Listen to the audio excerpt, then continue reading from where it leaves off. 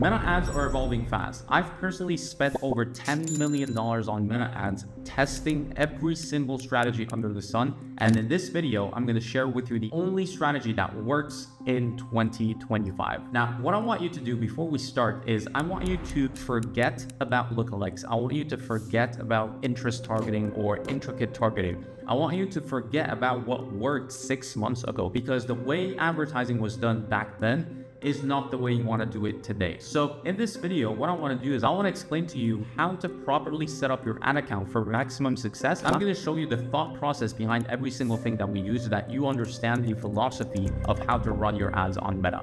Now, the reason I'm making this video is because in 2024 and 2025 alone, we've been helping multiple brands scale past $10,000 per day on Shopify, and that is mostly due to how we structured the meta ads of these brands. Now, what I want to do is I'm going to share with you the exact strategy. So let's get straight into it. All right, welcome back on the other side. So essentially what I want to be doing here is I want to explain in just a few minutes what it takes to advertise successfully on Meta. Okay. A lot of founders that I speak with every single week, they come to me and they tell me, hey, Meta is a dead platform. I'm not getting a profitable ROAS and it's been 2 years. Like what's going on with the platform, right? I'm very skeptic of it being a solution for my business, right? And what I tell them is it's mostly due to your lack of skill or your lack of understanding what the platform actually does and how it should work, rather than the platform just not working. Because, Meta is still king when it comes to the ad platforms, and there's just no platform that's competing with them when it comes to cold traffic and scale,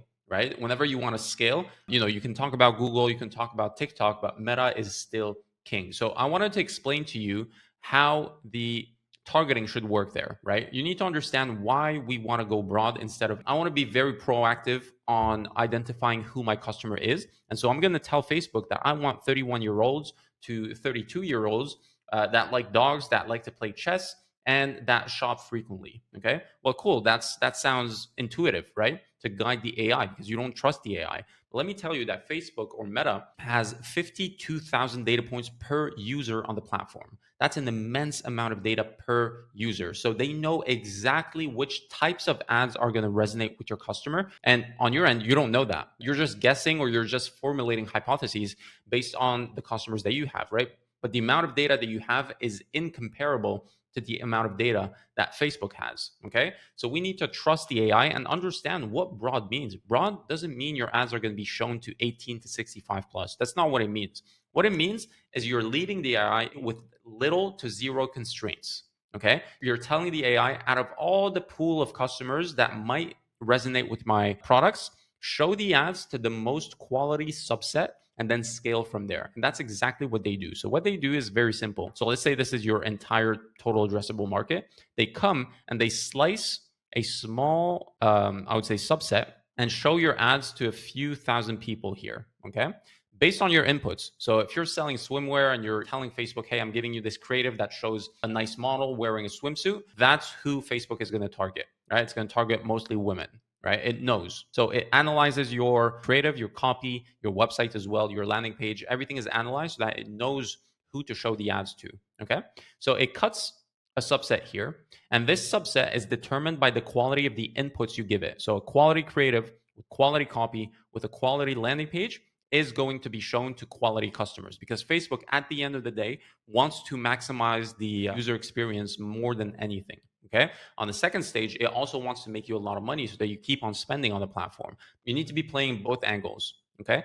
You need to maximize the user experience, and you also need to spend some type of money so that Facebook rewards you. Okay. All right. So once Facebook cuts a subset here, what it does is it goes and basically cuts a second subset here based on the performance of the first one. So the performance of the first one, the first subset that it cuts is the most important one, because it determines the quality of the following subsets, if you will. So it cuts another one here, it shows your ads again. And if you do a good job, it keeps on showing your ads to relevant subsets. Okay. So that's how you get ads that perform. When you get ads that don't perform, it's because it showed it to a subset that didn't resonate with your ads. It got a low CTR, high CPM. It wasn't relevant to them. It doesn't reward you with good performance, basically. And it keeps on showing your ads to people that aren't really interested in your products. And that's because your inputs are not quality. right? But once you get to that subset, that is a good one for you, the first one, I mean, that's where you're going to be able to unlock other subsets that are going to be profitable for you as well. And that's why it's easier to scale with a broad targeting rather than an interest targeting, just because look how much space we have here. Like we can cut here, we can cut here, we can cut here, we can cut here. Compared to this, let's say this is your subset that you're kind of telling the AI to only target these people, you only have so much space before it gets filled out, and people keep on seeing your ads. Your frequency will go up, your CPM will go up, the user experience will drop because people keep seeing the same ads and they're not purchasing. And so your cost goes up. And then you're left with Facebook is not working. Well, no, your targeting is weak, right? You're not understanding how the platform works. So if you go here with quality inputs, that's how you unlock scale. Okay. So that's for the targeting. Very important.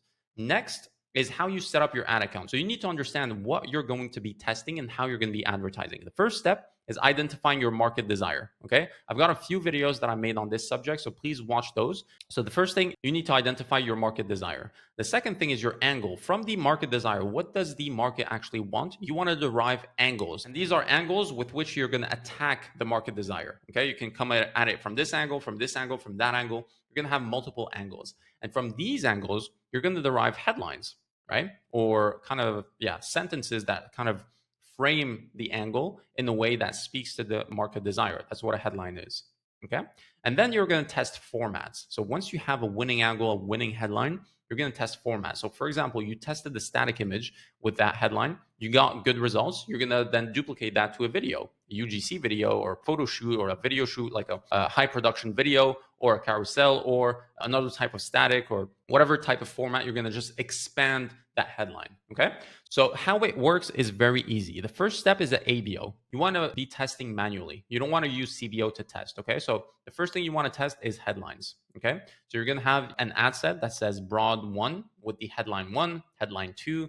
You're going to duplicate it as many times as possible based on your budget. I recommend you test between 15 to 50 or 15 to 35 dollars per ad set. Okay. And then once you get good resonance, the objective here is not to get sales at all costs. Here, we're trying to measure the initial market response, which means we want to measure front-end metrics, CTR, CPM. We want a headline that gives us high CTR and low CPM. That's ideal for us to identify that headline as a winning headline. And we want to compare every single headline. So here, what we want to do is we want to wait 72 hours for that test to finish. And once we identified the winning headline, we start creating more formats. We start expanding the formats and we start expanding the headline and hitting hard on that headline, test it further. Okay. And so how it looks is very simple. One ABO where you test this, one CBO with the winning ads, and then 1 to 2 retargeting campaigns, depending on your size. If you're an 8-figure business, 7-figure business, and you have a lot of data, a lot of traffic, you might need 2 retargeting campaigns. One being for the deepest funnel audiences, like your checkouts, your add to carts, et cetera. And the other one will be for your social engagers, kind of middle funnel type of retargeting. Okay, so that's how we do it. And I'm going to show you one account that we're doing it for at the moment. And you can see the setup is very, very simple. Okay, 1 retargeting campaign, bottom funnel, 1 retargeting campaign, middle funnel, and then 3 top of funnel campaigns that are proven to work. Okay, and then 1 ABO testing campaign. Okay, so how we do it is very simple. So when you hop onto the ad account in the morning, you're not burdened by thousands of data points, right? It's very, very condensed, and you can understand at a glance what's going on in the account, which campaign is bringing in the most sales, et cetera, right? And it's very, very simple. There are so many ad accounts that I go into. It's a complete mess because it's 26 different campaigns, no clear objective, no clear philosophy of what's going on or what are we trying to achieve. It's literally just launching and praying it works. That's not how we do it here. So please make sure to follow this structure. It's the most efficient structure that I've found personally to work for every single client